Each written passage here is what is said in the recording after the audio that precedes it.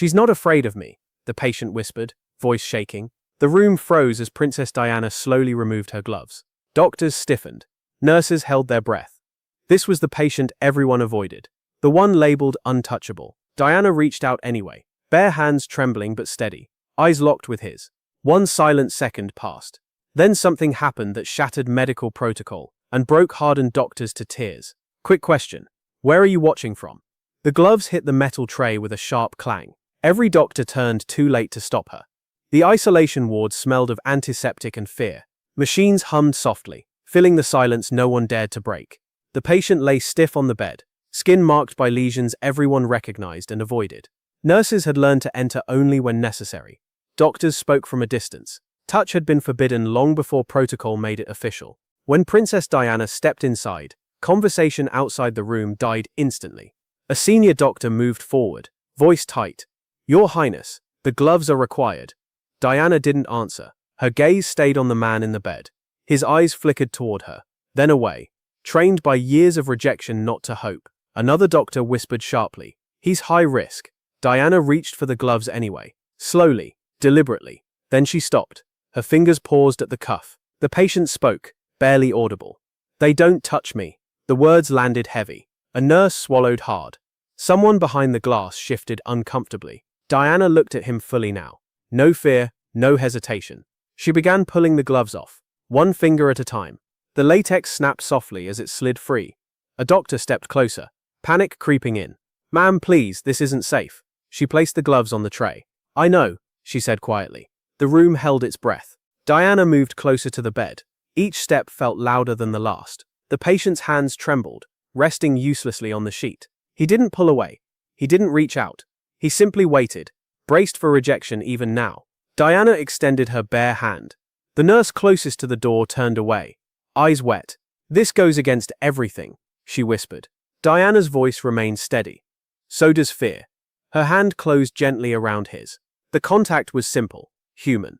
Nothing dramatic, yet everything changed. The patient inhaled sharply, chest rising fast. His lips parted, disbelief flashing across his face. "You're touching me," he said. "Yes," Diana replied. A doctor's hands began to shake. Another stared at the floor, jaw clenched. Years of training, walls built from caution and stigma, cracked in that single moment. The patient's grip tightened, desperate. "They said I was dangerous." Diana leaned closer, eyes level with his. They were wrong. That was the killer line. Silence broke, not with words but with sound. A quiet sob, then another. A nurse wiped her face quickly, embarrassed by the tears she couldn't stop.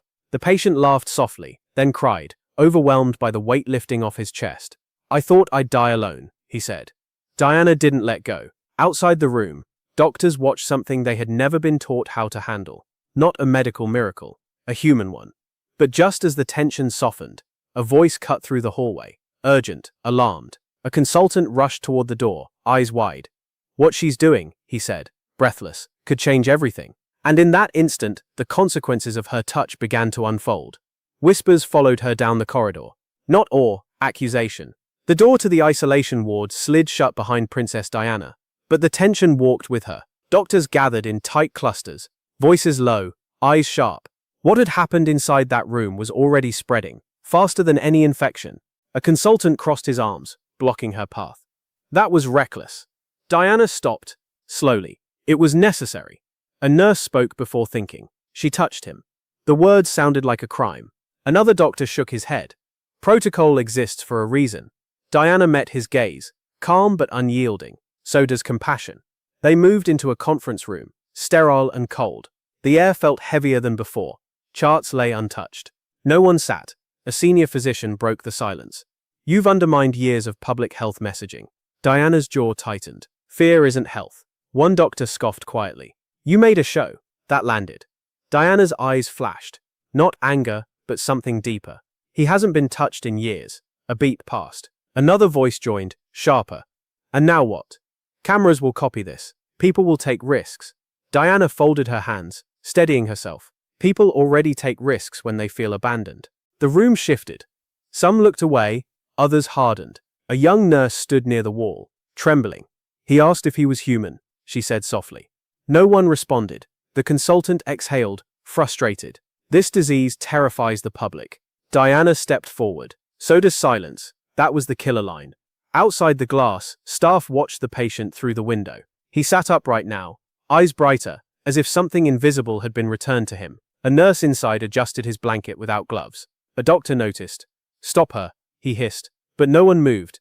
Inside the room, the patient spoke, voice stronger. She wasn't afraid. The nurse smiled through tears. "No." Back in the conference room, tension snapped again. "You've humiliated this hospital," a senior official said. Diana turned to him fully, then asked why dignity felt like humiliation. Silence answered. She gathered her bag, signaling the meeting was over. As she reached the door, a final voice followed her. Quieter, uncertain. "What if you're wrong?" Diana paused, hand on the handle. "What if we already were?" She left without another word. Down the corridor, staff parted instinctively. Some looked ashamed, others angry.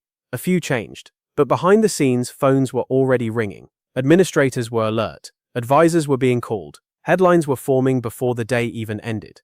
And somewhere above the hospital, decisions were being made that Diana would not see coming. Because her choice had crossed more than medical lines, it had challenged power itself. A child slipped past the warning sign. No one noticed until it was too late. The corridor outside the ward buzzed with anxious movement. Staff whispered. Administrators hovered. Then a soft sound cut through the tension. Small footsteps, unafraid. A little boy stood near the glass wall, clutching a paper crane. He couldn't have been older than 8. His hospital bracelet hung loose on his wrist. A nurse turned sharply. "Hey, stop." Too late. The boy pressed his palm to the glass, eyes fixed on the patient inside. "He looks lonely," he said. Inside the room, the patient noticed him and froze. His smile faltered, replaced by panic. "Get him away," he whispered. "I don't want him scared." The boy tilted his head. "Why would I be scared?" A doctor rushed forward. "Step back, now." The boy didn't move. Princess Diana, still nearby, turned at the sound of raised voices. She saw the child, the paper crane, the unfiltered curiosity. She knelt beside him. "What's your name?" "Oliver," he said. Diana gestured toward the patient. "Do you know why people stay away?" Oliver shrugged. "They don't understand." The words landed harder than any accusation. A consultant snapped. "This is dangerous." Oliver looked up at him. "So is being alone." That was the killer line. The hallway fell silent. Inside the room, the patient's eyes filled. "Please," he said, voice cracking. "Don't let him touch me." Oliver held up the paper crane. "It's for you." Diana hesitated, just a fraction. Then she opened the door. A nurse gasped. "You can't." Diana placed a hand gently on Oliver's shoulder. "Only if you want to." Oliver nodded. Step by step, he approached the bed. The patient trembled, torn between fear and wonder. "You don't have to," he whispered. Oliver set the crane on the blanket. Their fingers brushed. Nothing happened. No alarms, no disaster, just breath. The patient let out a sound halfway between a laugh and a sob. "He didn't pull away," he said. A doctor covered his mouth, eyes shining. "My God," Oliver smiled. "My mum says everyone needs someone brave." Diana stood slowly, heart pounding. Around her, trained professionals stared at a moment no textbook had prepared them for. But beyond the corridor, beyond the ward, unseen eyes were watching. A hospital administrator lowered a phone slowly. "This has gone too far," he muttered. Security was already on the move. Inside the room, the patient closed his hand over the paper crane, like proof he existed. And as guards turned the corner, one question loomed. Who would they protect first? The guards didn't knock. Their boots announced them. The corridor stiffened as 2 uniformed security officers rounded the corner. Conversations died mid-sentence. A nurse instinctively stepped back toward the wall. Authority had arrived, and it carried no softness. One guard scanned the scene. Who authorized this? No one answered. The hospital administrator appeared from behind them, face tight, voice controlled. "This visit is over." Princess Diana turned slowly. Oliver stood beside her, small fingers still curled, eyes wide but steady. "He hasn't done anything wrong," Diana said. The administrator ignored her, crouching to Oliver's level. "You need to come with us." Oliver looked up at Diana. "Did I do bad?" Her chest tightened. "No," she said softly. "You did something brave." The guard reached for the door handle to the isolation room. "We're clearing it." The patient stiffened instantly. "Please don't," he said. "I didn't touch him." Diana stepped between the guard and the door. The hallway gasped. "You can't block us," the guard warned. Diana's voice didn't rise. "Then you'll have to move me." That was the killer line. Silence crashed down hard. A nurse whispered, "She's standing in front of them." The administrator's face flushed. You're turning this into a spectacle. Diana shook her head. This already was one. Inside the room, the patient sat taller than anyone had ever seen him. They saw me, he said quietly. For once. A guard hesitated. Another shifted his weight, unsure. The rulebook had no page for this moment. Oliver tugged Diana's sleeve. They're scared, he whispered. Yes, she replied. And that's how this started. The administrator straightened. Remove the child, now. A young nurse stepped forward before thinking. I won't. Head snapped toward her. Another nurse joined her side. Neither will I. A doctor cleared his throat, heart pounding. This isn't what we were taught. Diana looked at them all. Then learn. For a heartbeat the system wavered. But power doesn't retreat quietly. The administrator raised his hand. Escort them out. The guards moved again, slow, reluctant. Oliver squeezed Diana's hand as they walked. The patient watched, eyes glistening but peaceful. Paper crane clutched tight. Thank you, he called out. Thank you for touching me. Diana didn't turn back. As the doors closed behind them, murmurs exploded through the ward. Some faces burned with shame, others with resolve, and somewhere beyond the hospital walls, a different reaction was brewing. One that would turn this quiet act of humanity into a global storm, because the moment they tried to erase had already been seen. What would you do in this moment? The phone rang before the doors fully closed. Someone powerful had been watching. The administrator didn't wait for silence. He walked fast, jaw clenched, phone pressed tight to his ear. With every step, the weight of consequence grew heavier. Yes, he said sharply, she did exactly that. In a private office upstairs, curtains drawn, voices gathered, advisors, legal counsel, public relations. Fear wore expensive suits. This cannot go public, one voice insisted. Another snapped back. It already has. A television flickered on. Grainy footage played. Diana standing barehanded, Oliver beside her, the patient smiling like a man brought back to life. Someone had filmed from the corridor. The room went still. A PR consultant swallowed hard. If this spreads, protocol collapses. Down the hall, Princess Diana sat quietly on a bench, hands folded. Oliver leaned against her side, exhausted but calm. A senior aide approached, voice low and urgent. They're furious. Diana didn't look up. About what? About what you showed. Inside the ward, doctors argued in hushed tones. We'll be blamed, one said. For what? Another shot back. For caring? A nurse checked on the patient again, without gloves. They're watching you, he warned. The patient smiled faintly. Let them. Upstairs, the pressure intensified. She endangered public trust, someone said. Another countered. She restored it. The administrator slammed his hand on the table. This hospital will not be remembered for recklessness. A legal advisor leaned forward. Then it will be remembered for fear. That was the killer line. Phones buzzed again. Calls from ministries, from donors, from offices that never called unless something had gone terribly right or terribly wrong. Downstairs, Oliver looked up at Diana. Am I in trouble? She brushed his hair gently. No, but they're angry. Yes, she said softly. They usually are. A guard approached, no longer firm, just tired. They want you to leave immediately. Diana stood without protest. Of course. As they walked toward the exit, staff lined the corridor. No applause, no words, just eyes, some wet, some awakened. The patient raised his hand weakly from the bed. You gave me my name back, he said. Diana paused, heart tightening. You always had it.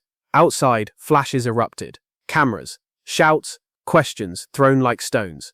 Why did you break protocol? Do you regret it? Was this staged? Diana stopped walking. She turned toward the noise, expression calm, voice barely above a whisper. Fear taught us silence, she said. Love teaches us touch. The crowd froze. Above them all, forces began shifting, alliances cracking, narratives rewriting, resistance forming, and as the headlines prepared to explode, someone close to Diana made a choice that would change everything. The warning came too late. The damage was already done. Inside a quiet office miles away, a television glowed in the dark. The footage replayed again and again. Bare hands, a fragile smile, a room transformed. A familiar face watched without blinking. An advisor leaned forward. This is spiraling. The man beside him exhaled slowly. Then we stop it. By morning, statements were drafted. Carefully worded. Cold. Detached. They praised compassion, while condemning method. A line was crossed, they said. Protocols existed, they insisted. Safety came first. When Princess Diana read the statement, she didn't speak at first. Oliver sat beside her, swinging his legs. Why does it sound angry? Diana folded the paper. Because fear writes quickly. A senior aide entered, eyes downcast. They want distance. From what? Diana asked. From you. The words hung there. They're saying you acted alone, the aide continued. No coordination, no approval. Diana's shoulders stiffened, so they're pretending they didn't know. Yes, that was the betrayal. In the hospital, the tone changed overnight. Staff were instructed to return to full protocol. Gloves, barriers, distance. The ward felt colder again.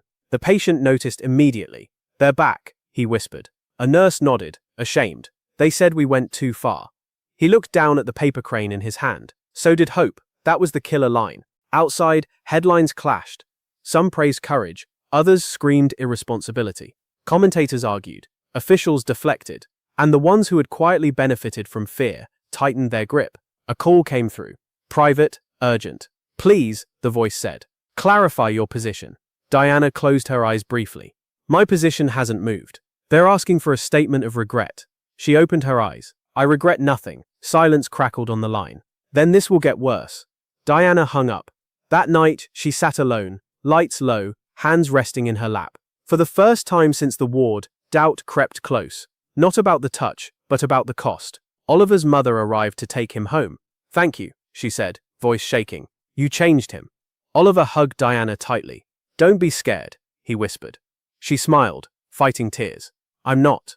But elsewhere, doors were closing. Invitations withdrawn. Support evaporating. The machine was pushing back. In the hospital, the patient stared at the empty doorway. She won't come again, he said softly. The nurse hesitated. She will. He shook his head. They always leave. As night settled, a final memo circulated. Quiet, devastating. Future visits, restricted. Public appearances, reviewed. Human contact, reconsidered. And with one signature, the world tried to put the gloves back on.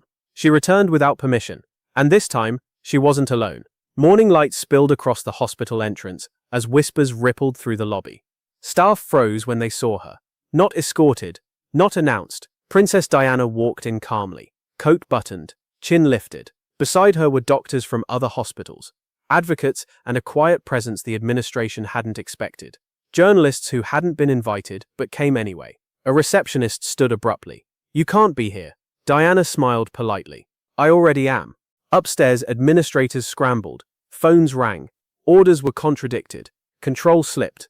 In the ward, the patient heard footsteps and sat upright. That sounds like Hope, he whispered.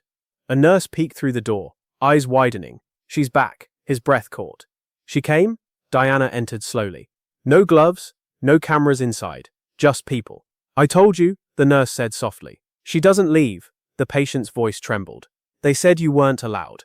Diana took his hand again, steady, deliberate. Some rules need witnesses. That was the killer line. Outside the room, tension erupted. You're defying a direct order, an official hissed. A doctor beside Diana stepped forward. We're defying fear, another joined him. Then another. White coats lined the corridor.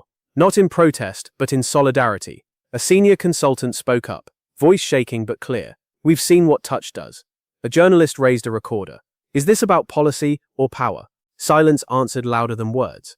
Inside, the patient laughed softly through tears. They're standing with you. Diana squeezed his hand. They're standing with you. Downstairs, Oliver's paper crane appeared again.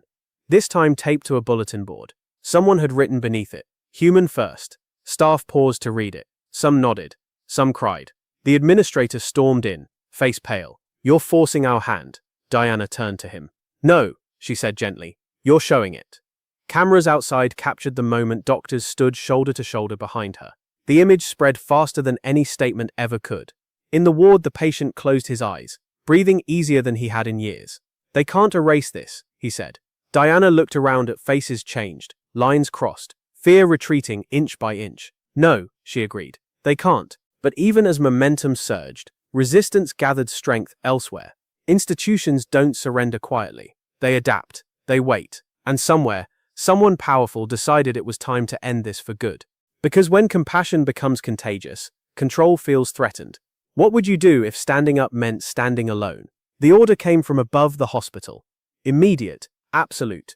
The ward doors slid open with mechanical finality. This time, there were no hesitant guards, no conflicted nurses.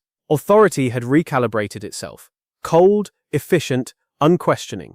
A senior official stepped forward, badge visible, voice stripped of emotion. This visit is terminated. Now. Princess Diana didn't move. Around her, the line of doctors stiffened. One swallowed hard. Another clenched his fists inside his coat pockets. The patient sensed it instantly. His smile faded. "They're taking it back," he whispered. Diana turned to him, still holding his hand. "They can't take what's already happened." The official raised a folder. "This facility is being placed under emergency restriction." A nurse gasped. "You can't." "We can," he replied flatly. Security stepped forward, not rushing, not angry, just certain. A doctor protested, voice cracking. "This is cruel." The official didn't blink. "This is control." That was the killer line. Inside the room, the patient's breathing quickened. Old fear surged back, sharp and familiar. "Please," he said, "don't let them put it back." Diana leaned closer. "Look at me." He did. "You are not invisible," she said softly, "and you never will be again." The official interrupted. "Release him." Diana didn't. For one suspended second, the world narrowed to that contact. Bare hand to bare hand, human to human. Everything the system couldn't quantify. Then the patient did something no one expected. He tightened his grip. Gasps rippled through the room. "No," he said, voice shaking but loud. "I won't let go." A nurse covered her mouth, tears spilling freely. "He chose," she whispered. The official's jaw hardened. "This is unacceptable."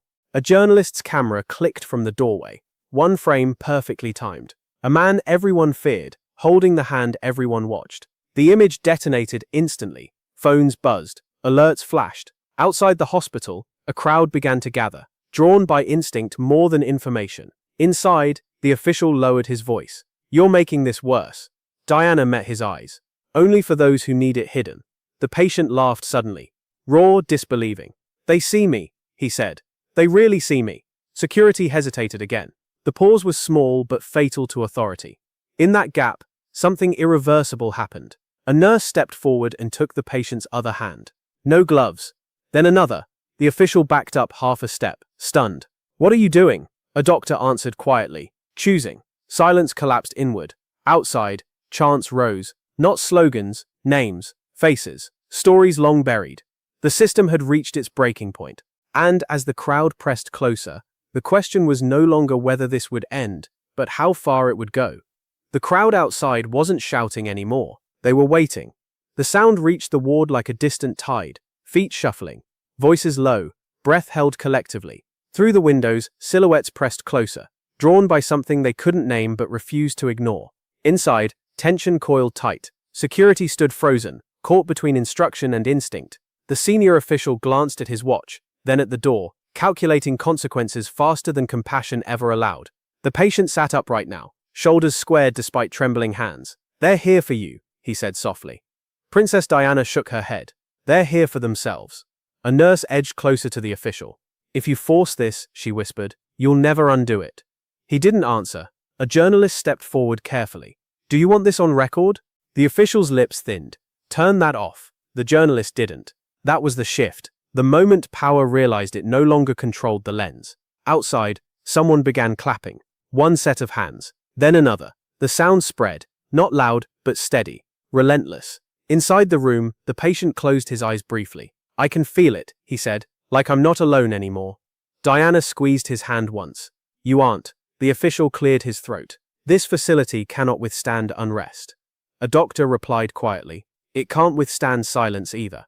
That was the killer line. The official took a step back, then another. His authority didn't vanish. It retreated, wounded but alert. "This isn't over," he said. Diana met his gaze.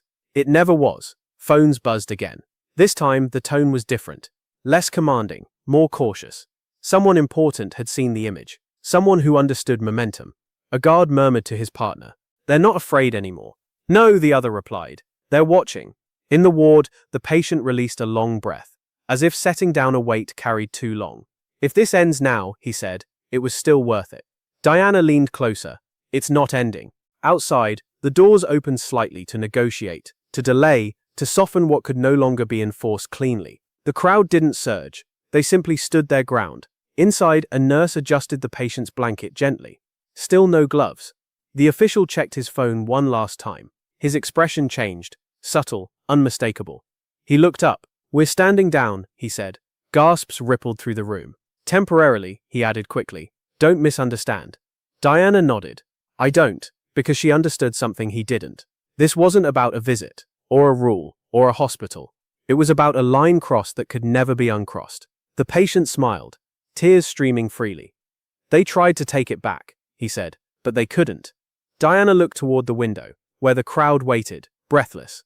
And as the world prepared to respond, one final question remained. What happens when humanity wins, and power remembers? By morning, the image was everywhere, and no one could unsee it. Newspapers lay open on cafe tables. Television screens froze on the same frame. Bare hands intertwined, fear disarmed by contact. Commentators spoke over one another, struggling to regain control of a narrative that had slipped its leash. In a quiet residence, Princess Diana watched none of it. She sat near a window, tea untouched, listening instead to the city waking beyond the glass. A knock broke the stillness. An aide entered, breathless. It's global. Diana looked up. The patient? He's become a symbol. Diana nodded slowly. He was always a person first. At the hospital, the ward felt different. Lighter. Nurses moved without flinching. Doctors spoke openly now, not in whispers. Protocols hadn't vanished, but they no longer ruled alone. The patient woke to sunlight streaming across his bed. For the first time, no one avoided his eyes. They're smiling, he said softly. A nurse laughed through tears. They're learning. Outside, crowds gathered again. Not in protest, but in solidarity. Candles appeared. Handwritten signs. Names of loved ones lost to silence. Inside boardrooms far away, officials argued late into the night.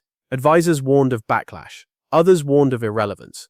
Public opinion had shifted, and it moved faster than policy ever could. A minister slammed a folder shut. We must respond. Another replied quietly. We already did. Too late. That was the killer line. Back at the hospital, Oliver returned with his mother. He held another paper crane, this one blue. The patient smiled widely. You came back. Oliver nodded. They wanted to see you. He gestured to the window.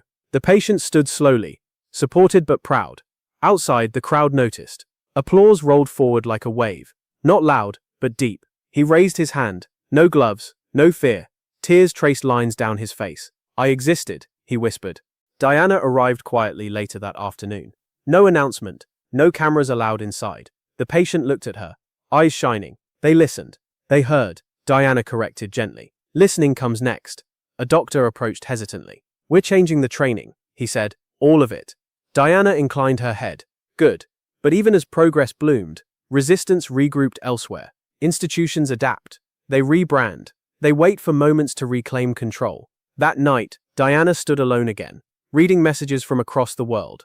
Patients, families, doctors, strangers. Gratitude, anger, hope. One message stood out. Short, anonymous. You embarrassed powerful people. Diana folded the paper calmly. In the hospital, the patient drifted to sleep, the blue crane resting on his chest. He didn't know what tomorrow would bring, but he knew this much. They had touched him, and the world had felt it. Because when silence finally breaks, the echo can be more dangerous than the truth itself. The invitations stopped arriving overnight. Silence returned, this time with intention. In rooms once eager for her presence, chairs remained empty. Meetings were postponed. Calls went unanswered. The world that applauded compassion now measured its consequences carefully. Princess Diana felt the shift without needing to be told. It moved like a cold draft through familiar halls. Polite smiles replaced by distance. Support thinned into formality. An aide spoke cautiously. They're advising restraint. Diana didn't look up. From what? From being visible.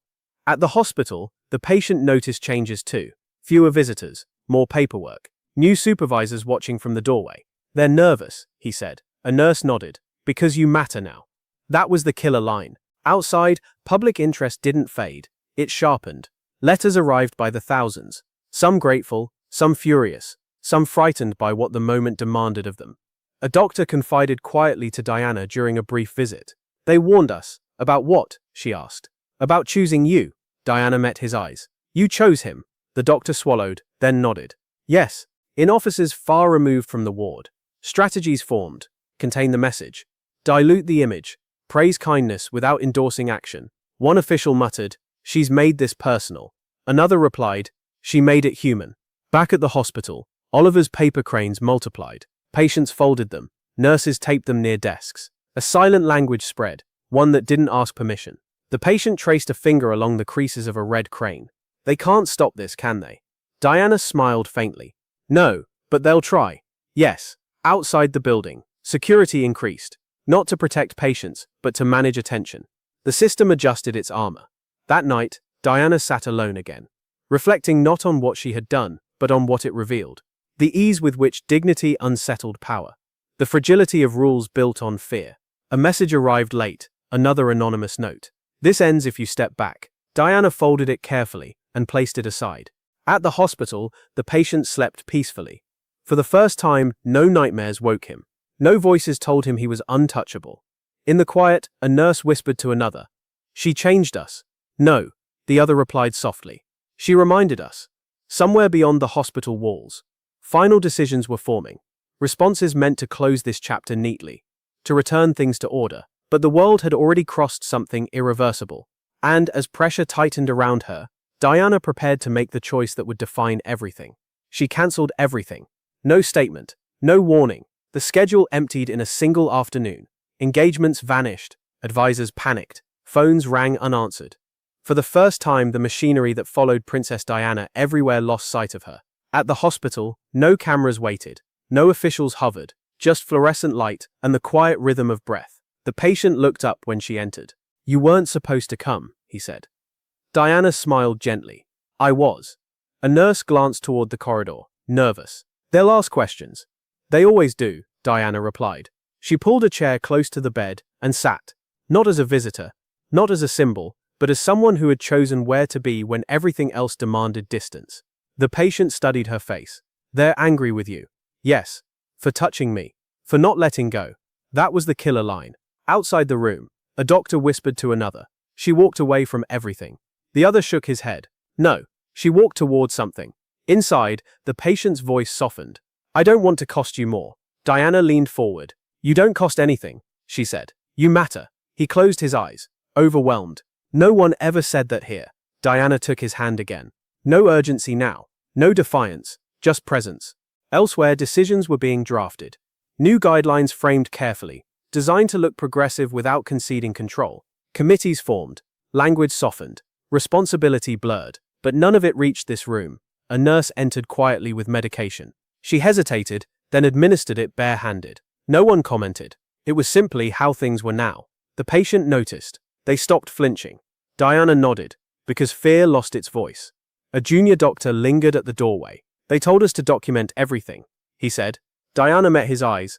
"Then write the truth," he swallowed. "I will." Outside, the world speculated. Where was she? Why the silence? Analysts filled the gap with noise. Inside, the patient laughed softly for the first time without tears. "They'll forget me when this ends." Diana shook her head. "You've already changed them." He looked down at the paper cranes lining the wall. "I just wanted to be held." Diana squeezed his hand. "And you were." The sun dipped lower, casting long shadows across the floor. Diana stood at last, smoothing her coat. "Will you come back?" he asked quietly. She didn't answer immediately. She looked at the nurses, the doctors, the ward that no longer felt like exile. "Yes," she said, "as long as I'm needed." Outside the room, footsteps approached, official, measured, inevitable. Because the next confrontation wouldn't be about rules anymore. It would be about legacy. The meeting was brief. History didn't need more time. The room was polished and quiet, designed to intimidate without raising its voice. Senior figures sat in a neat line, hands folded, expressions measured. This was where outcomes were usually softened, reframed, controlled. Princess Diana stood alone before them. A man at the center cleared his throat. "We need to restore balance." Diana tilted her head slightly. Between what and what? Between compassion and order. Diana didn't hesitate. Order without compassion isn't balance. A murmur passed through the room. One official leaned forward. "You've created expectations." Diana met his gaze. People already expected dignity. That was the killer line. Silence followed, not stunned, but unsettled. These were people accustomed to shaping narratives, not confronting them. Another voice joined, quieter. "This will follow you." Diana nodded. "I know." At the hospital, the patient sensed the shift without understanding the details. Nurses moved with confidence now. Doctors spoke openly. The ward no longer felt like a place to be hidden. "They're different," he said. A nurse smiled. "So are you." Outside, training manuals were quietly revised. Language changed. Words like risk were paired with respect. Protection was no longer synonymous with distance. The system adapted not because it wanted to, but because it had been watched while failing. Back in the room, the final attempt came. "You could help guide this," an official offered. "From a safer distance." Diana shook her head gently. Distance is what broke it. The meeting ended without ceremony. No threats, no agreements, just the understanding that something had slipped beyond retrieval. Later that day, Diana returned to the hospital one last time before nightfall. No cameras, no entourage. The patient looked up, sensing finality. "They couldn't stop you." "No," she said softly. "But they'll stop pretending." He smiled. "That's enough." They sat in silence for a moment. Comfortable, human, complete. Outside the room, a young doctor spoke to a colleague. "I won't forget this." The colleague nodded. Neither will they. Diana stood, resting a hand briefly on the doorframe. She looked back once. "You were never untouchable," she said. The patient swallowed hard. "Neither were you." As she walked away, the ward didn't feel like a battlefield anymore. It felt like a beginning. But beyond the hospital, beyond policy changes and quiet acknowledgements, something larger was forming. A story people would tell when rules failed them. Because long after she left the room, the world would still be answering her touch. The room felt larger without her. But emptier didn't mean weaker. The door closed softly behind Princess Diana, and for a moment, no one spoke. The ward didn't return to its old rhythm. It refused to. Something fundamental had shifted, and everyone felt it in their bodies. The patient lay back slowly, eyes tracing the ceiling. "She won't come tomorrow," he said. A nurse adjusted his pillow. "No," she replied, "but she's already here." He frowned slightly. "I don't see her." The nurse gestured gently around the room. "That's because you're inside it." That was the killer line. Down the corridor, doctors paused before entering rooms. Really paused. They spoke names first. They made eye contact. Touch became intentional, not clinical, not rushed. A junior doctor washed his hands and hesitated. "We're allowed?" he asked quietly. The senior nurse met his eyes. "We always were." Outside the hospital, the crowd thinned, not because interest faded, but because something had settled. The urgency transformed into resolve. Candles burned out. Signs were taken home. Conversations continued at dinner tables, in classrooms, in places where fear had once gone unchallenged. Inside administrative offices, new policies circulated, carefully phrased, measured. They would never mention her name directly, but her absence shaped every line. In the ward, the patient received visitors for the first time. Not officials, not press, family members who had stayed away too long. His sister stood at the foot of the bed, trembling. "They told me not to," she whispered. He smiled gently. "They were wrong." She stepped forward and hugged him. Tight, unapologetic. A nurse turned away, overwhelmed. Later, alone again, the patient stared at the paper cranes lining the wall. "I used to count days," he murmured. "Now I count moments." A doctor passing by paused. "Which ones?" He thought for a second. "The ones where no one flinches." Elsewhere, Diana moved on to other places, other causes. But this one followed her quietly. Not as scandal, not as defiance, but as proof. Messages still arrived, some angry, some grateful. Many simply said the same thing in different words. "I touched someone today." At the hospital, training sessions changed tone. Less instruction, more listening. Case studies now included something new. How patients felt, not just how they survived. One administrator admitted privately, "We didn't expect this." A colleague replied, "Change never asks permission." In the ward, the patient slept with the windows slightly open. Fresh air, night sounds, ordinary things he once believed were no longer meant for him. Before dawn, a nurse checked on him quietly. "Still here?" she asked with a smile. He smiled back. "I always was." But beyond this room, beyond this hospital, the story was still unfolding. Moving outward, finding new hands, new fears, new chances to choose differently. Because the hardest part was never the touch. It was what came after. And as the world carried the moment forward, one final truth waited to be spoken. Years later, doctors still spoke about the gloves, not as protocol, but as a turning point. The hospital had been renovated since then. New paint, new leadership, new language in training manuals. But some things were deliberately left unchanged. A small plaque hung near the old ward entrance.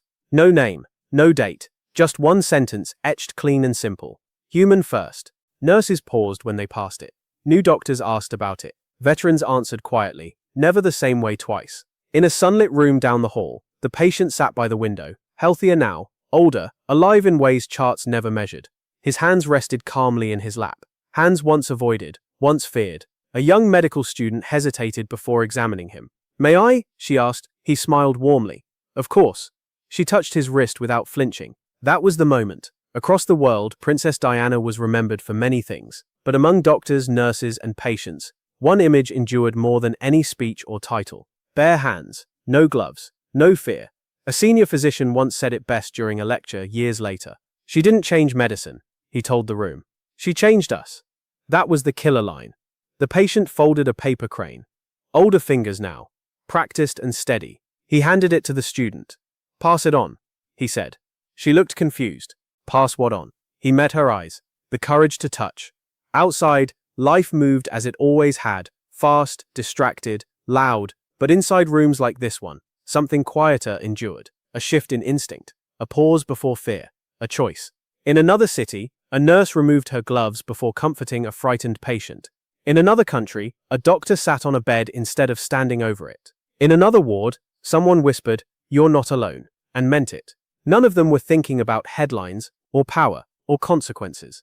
They were thinking about that moment, the one where fear lost its grip. Back at the hospital, the patient stood slowly, stretching stiff joints, smiling at the ordinary miracle of being unafraid of tomorrow. "They used to say I was untouchable," he said softly. The student shook her head. They were wrong. He glanced once more at the plaque before leaving the ward behind him. They always were, and somewhere between memory and movement, the truth settled into something unbreakable. Compassion doesn't need permission. Humanity doesn't follow protocol. And one fearless touch can outlive every rule designed to prevent it. If kindness still matters, comment "She was seen."